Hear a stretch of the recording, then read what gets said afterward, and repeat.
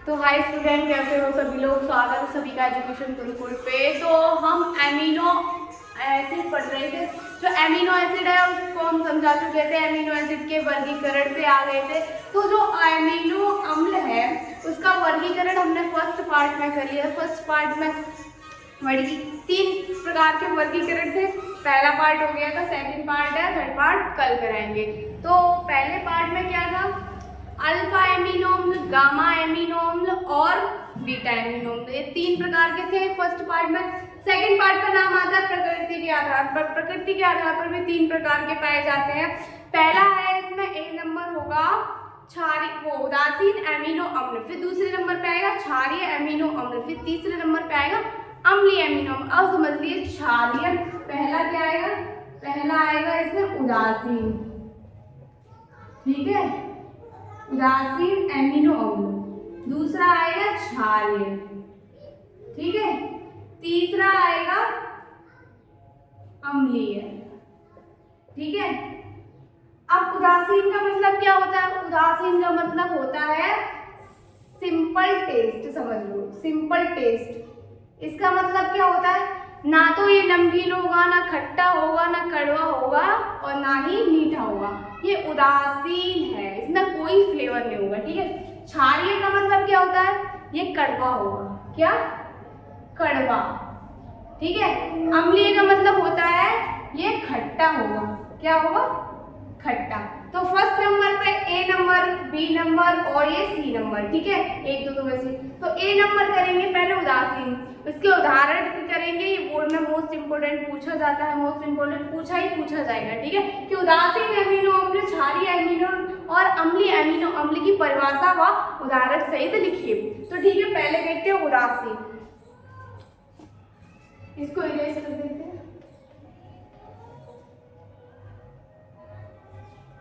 सबसे पहले हमारे पास आएगा, क्या आएगा, ए नंबर पे उदासीन एमिनो अम्ल, एमिनो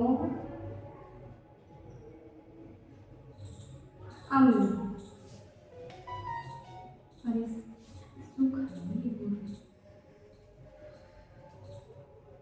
उदासीन एमिनो अम्ल, ठीक है, ये हो गया हमारे पास। अब इसको समझ लीजिए उदासीन एमिनो अम्ल होता क्या है। एमिनो अम्ल क्या था, एमिनो अम्ल में क्या पाया जाता है, एक का हाइड्रोकार्बन की चेन थी। हाइड्रोकार्बन किसे कहते हैं, कार्बन और हाइड्रोजन से के योग से बनने वाले यौगिक को हम हाइड्रोकार्बन कहते हैं, जैसे कि CH4, ठीक है।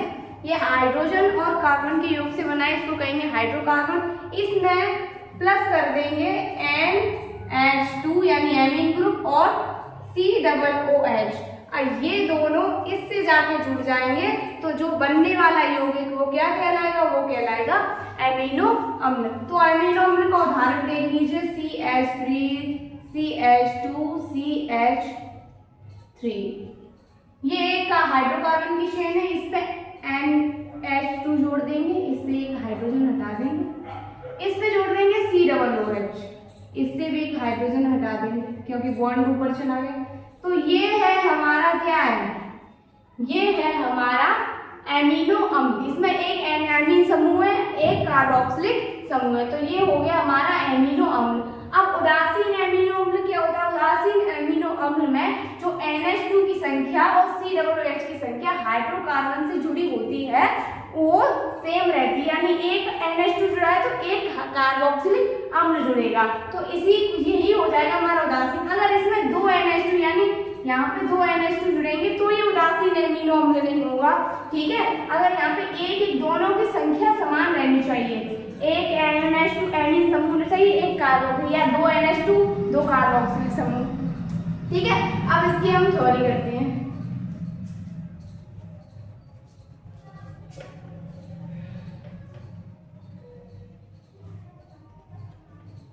इसकी थ्योरी कैसे करेंगे, ऐसे एमिनो अम्ल में, कैसे, ऐसे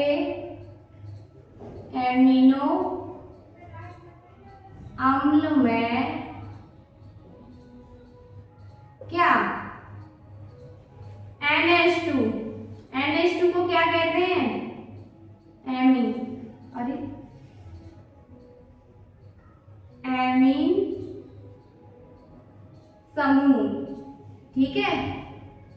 वाह, COOH, इसको क्या कहते हैं? इसको कहते हैं कार्बोक्सिलिक समूह, ठीक है। दोनों की संख्या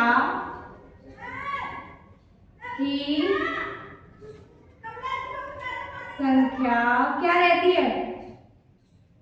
समान रहती है,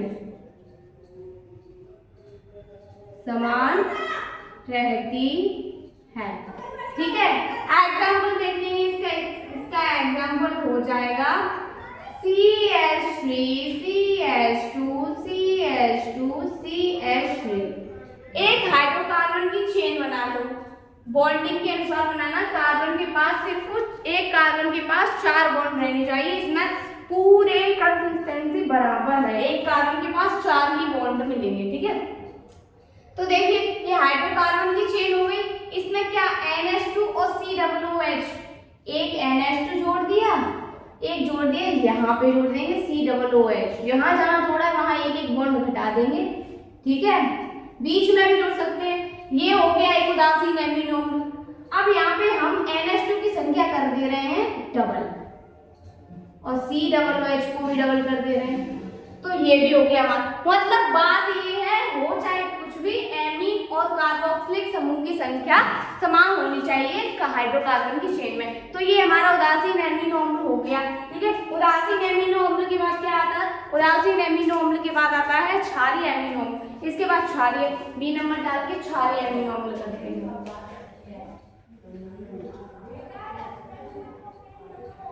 क्षारीय एमिनो अम्ल,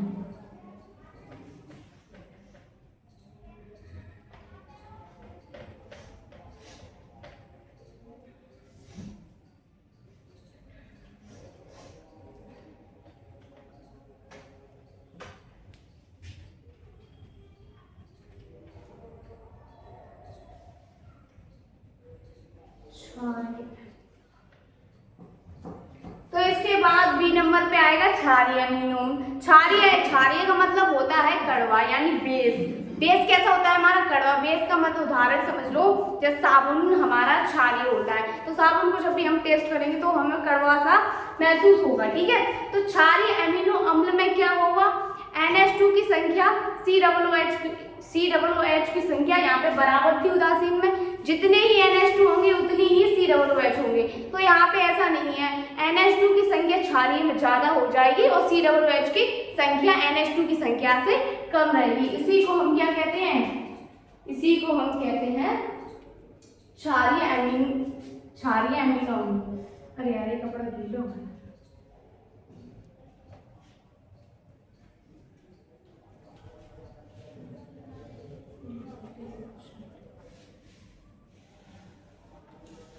तो B नंबर पे आएगा हमारा, क्या आएगा B नंबर पे?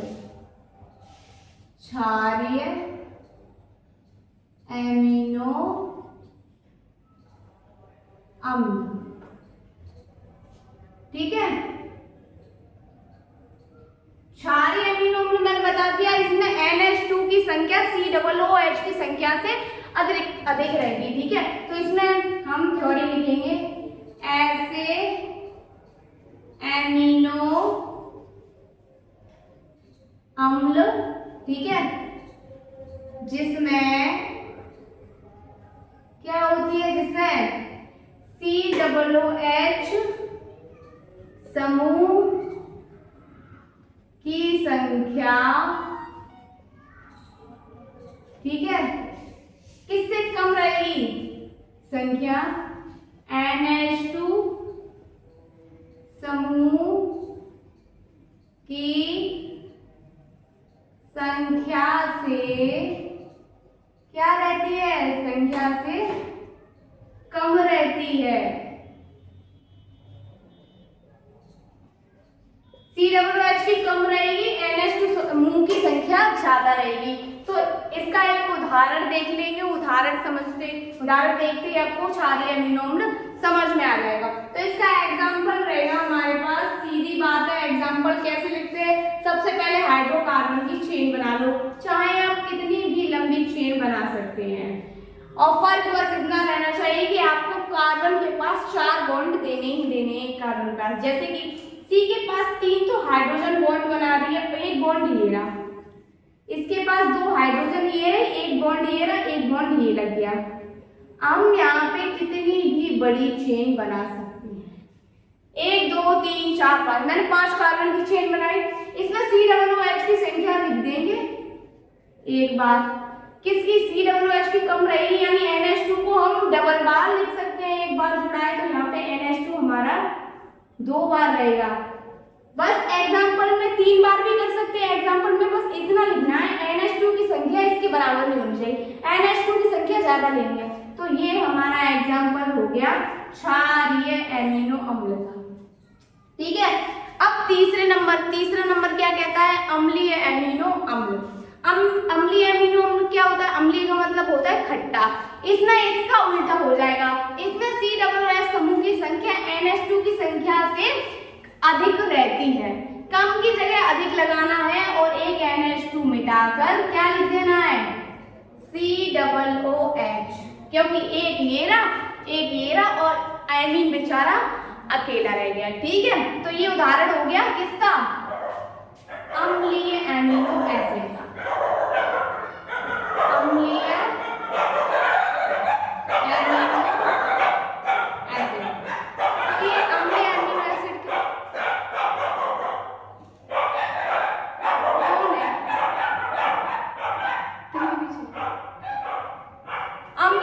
कौन है, अम्लीय एमिनो अम्ल में ऐसे एमिनो अम्ल जिसमें COOH की संख्या NH2 की समूह की संख्या से क्या रहती है, अधिक रहती है। इतना समझ में आ गया, CH3NH2 मतलब ये हमारा कंप्लीट हो गया। इसमें NH2 समूह COOH की समूह की संख्या 2 है, NH2 चार अकेला रह गया, यानी ये पूरा क्या बन गया, ये तीसरे C नंबर है, इसका C नंबर पे आ गया अम्लीय एमिनो अम्ल। इसी में हमने करा दिया। तो आपको प्रकृति के आधार पर समझ में आ गए होंगे क्या चल रहा था, एमिनो अम्ल चल रहा था। हमने सबसे पहले एमिनो अम्ल पढ़ा, जिन बच्चों ने एमिनो अम्ल नहीं पढ़ा वो मेरे प्लेलिस्ट में जाके देख सकते हैं। ठीक है, अब फिर उसके बाद हमने एमिनो अम्ल का वर्गीकरण पढ़ा। पहला वर्गीकरण हो गया, दूसरा वर्गीकरण चल रहा है, दूसरे वर्गीकरण का नाम क्या था, प्रकृति के आधार पर। अब नेक्स्ट आएगा क्या, कार्य के आधार पर। फर्स्ट का नाम था एमिनो अम्ल की प्रकृति के आधार पर, यानी संख्या के आधार पर उसके। अब तीसरा हमने इसके अंदर करा दिया, क्या था, अम्लीय। पहला क्या था, उदासीन, दूसरा था क्षारीय और तीसरा था अम्लीय। आपको एग्जाम्पल के थ्रू समझ में आ गया होगा। तो अगर आपको समझ में आ गया, अगर आप मेरे चैनल पर नए हो तो चैनल को सब्सक्राइब कर लें और वीडियो को लाइक शेयर एंड कमेंट जरूर करें। ठीक है, आपको क्लास कैसी लगी कमेंट में जरूर बताएं। अगली क्लास से मिलते हैं, आपके लिए बाय बाय।